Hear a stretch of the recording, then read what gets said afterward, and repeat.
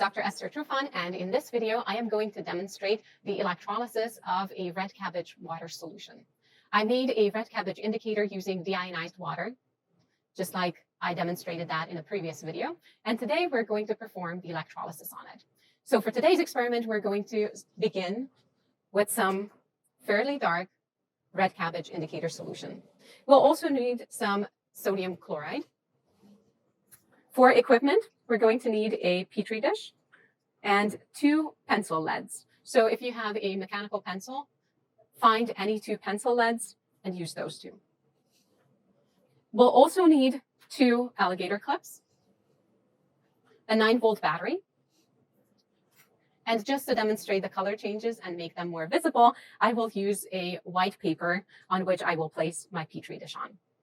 So let's set up our system. First, we're going to place our petri dish on top of the white piece of paper.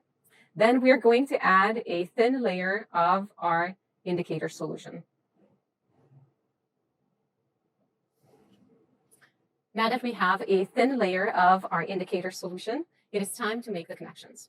First, I'm going to take 1 alligator clip and connect it to one part of the battery. Then I will attach it to a pencil lead. And then I'm going to take my other alligator clip, attach it to the battery, and attach it to my second electrode. Now that I have my 2 electrodes attached to the battery, I can place them both in the solution and observe any color changes that are likely to happen. And if we look very closely around the electrode that is connected to the black alligator clip, we see the solution turning slightly pink. And around the electrode connected to the yellow alligator clips, the solution is turning slightly green. The transformations aren't very pronounced because there are very few charge conductors in this solution. So to speed things up, we can always add a small amount of sodium chloride. I will take out my electrodes, separate them from each other, and add just a pinch of sodium chloride. That should be enough.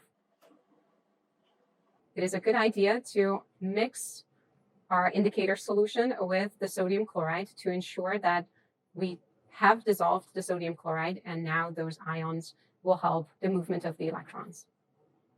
Now that we have it ready, we take our alligator clips. We don't touch the electrodes, just the alligator clips, and we place them back in our solution. We should notice that the formation of the pink and green areas is a little bit more pronounced this way. And by moving the electrodes around, we can create some interesting abstract color paintings. If we would like to speed up this process further, we can add a little bit more sodium chloride.